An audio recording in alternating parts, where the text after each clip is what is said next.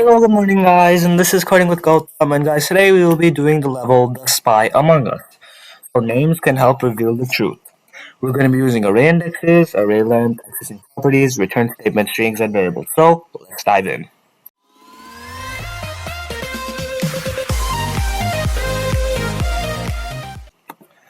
So guys, the equipment you need for this level, you'll just need the program application icon and just good gear overall, as you will do a little bit of fighting. Okay, so you have to find the spy. So here we have the friends.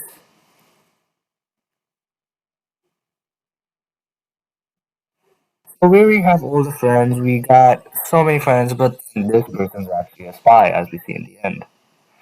So what happens if we can't say what the spy is? So let's see what happens. So first thing is that we are getting ambushed. Is the first thing, and if we don't tell the name fast enough, what will happen is, give it a minute. The spy is gonna run and open the gates and gonna kill everyone. And yeah, then everyone dies. And the goal is that you should find the spy and no one dies.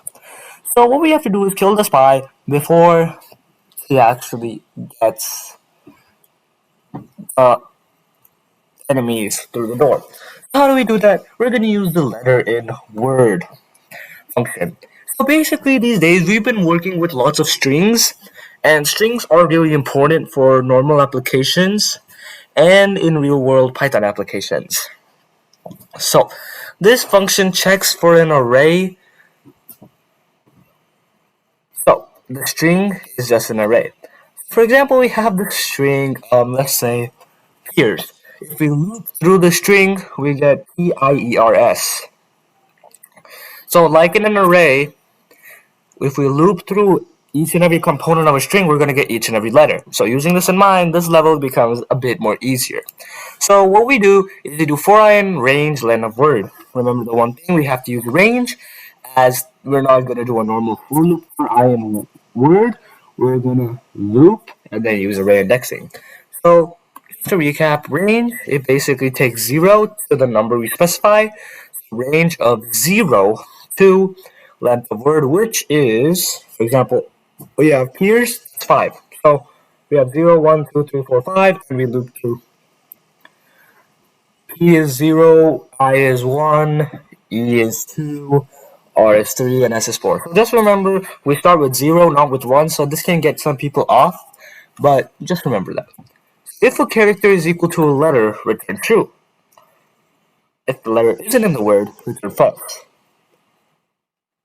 So what we do is we loop through the string like an array, and then we have the character, and if the character is equal to the letter. And remember, each letter is a string, and strings can be set equal to each other. Strings are just basically letters. So if I type my name right now, like this, that's a string. And this can also apply to many other topics. Like if you're making an application that takes user input. Oh my god.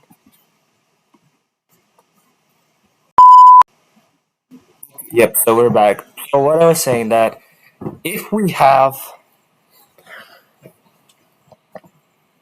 if you have a string and then user inputs are strings, for example, we want to get an input of, let's say, we have a calculator we created 1 plus 1. It's going to be registered as a string, but sorry guys, we could turn it to an int by using that function, and that's for later. But strings are really important, and learning to loop through them like an array is a really important part.